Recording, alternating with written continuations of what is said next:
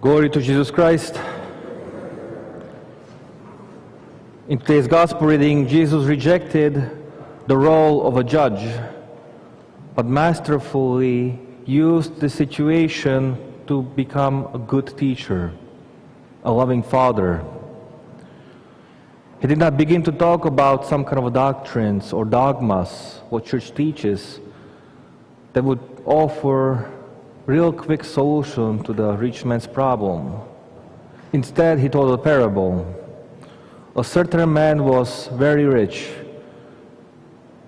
He owned a land that was very fertile.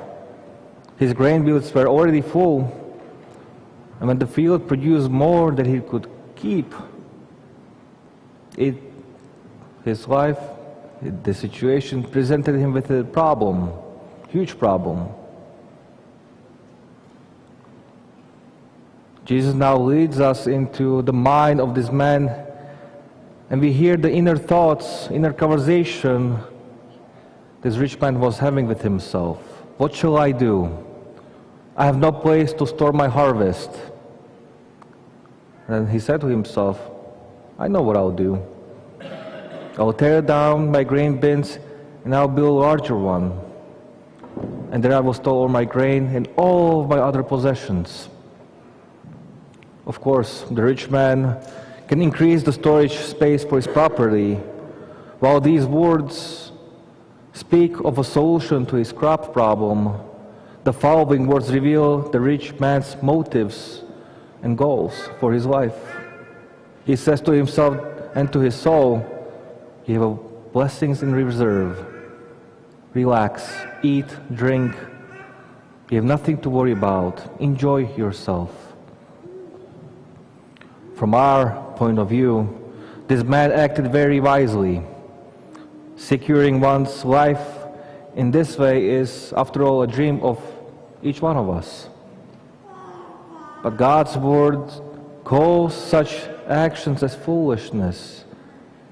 But God said to him, you fool, this very night your life shall be required of you, and to whom you will give all of this possession of yours? Sure, he might reply, well, his wealth can go to his family, his friends, some maybe organizations or church, or whatever. But then why Christ is using him as an example? Where does this rich man make a mistake in his life? What caused God to call him a fool? Whoever thinks about this parable will surely find some kind of foolishness in the actions and thinking of this rich man. And let's look at a couple that I found. The first foolishness is that the rich man did not recognize where his wealth came from. The parable says the field brought forth a great harvest.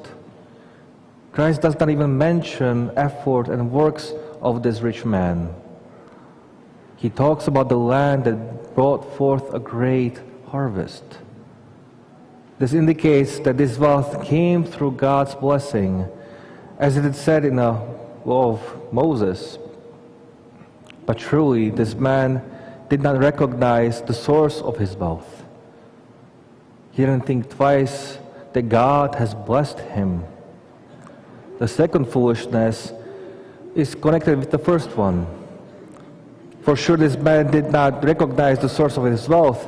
He certainly could not understand how to properly dispose of his wealth. He saw a rich harvest as the source of future comfortable life and easy life. He bypassed or just forgot the teachings of the Old Testament, according to which the acquisition of wealth should become an opportunity to glorify God and to give voluntarily to those who are in need. This man saw his property as a security, so much so that he was planning to retire very early. He was excited for early retirement, and his thoughts made him look the other way. He lost focus on what is truly necessary in his life.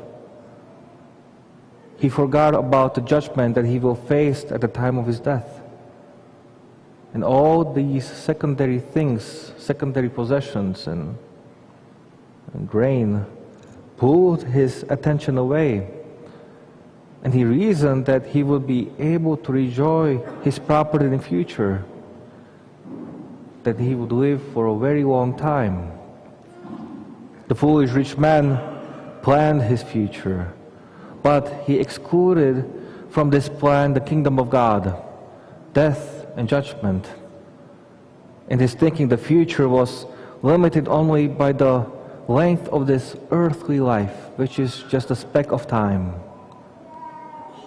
Since he did not understand, or if he forgot the purpose of his life, then his overall outlook on life was laid on the bad foundations. And that is being called foolish. We know this because we hear the words of Jesus Christ in the Gospel of Matthew, where Jesus speaks about the right basis, right foundation of human life. He says it as follows: "For whoever would save his life will lose it, and whoever loses his life for my sake will find it. For what will it profit a man if he gains the whole world and forfeits his life? Or what shall a man give in return for his life?" But the rich man's view of life was completely opposite. Now, don't take me wrong. It is okay to be wealthy. If God blesses us, we should give thanks to Him. And in today's gospel, we can hear it too. God made the rich man. God has blessed his field and his work. But the rich man, because of his own will, because of his love for himself and only for himself, caused him to be blind to a bigger picture. St. Theophylact says that he who lays up treasure for himself is called foolish because he never stopped drawing up plans and dies in the midst of them. But if he had been laying up treasure for the poor and God, it would not have been so.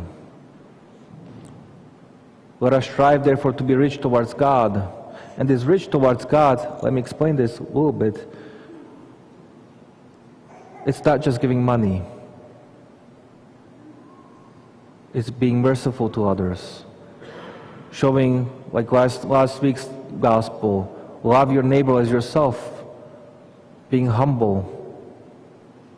Coming to church and praying. Storing up prayers that they may strengthen us up in the days where we don't feel like praying or where we are defeated by the world. This is kind of richness to God. He has everything, but He wants our prayers. That's only what He needs. So let us strive to be rich towards God. That is, to trust God, to have Him as our wealth, as a treasury of wealth, and not to speak of our own goods, but rather goods that God has blessed us with. If they are God's, then let us deprive of God and His own goods. That is what it means to be rich towards God. To trust that even if we empty ourselves and give everything away in our life, we will not lack the necessities for our day-to-day life. God is treasury. God is our treasury. And we open and take anything that we need from the treasury when we need it. Glory to Jesus Christ. Glory be.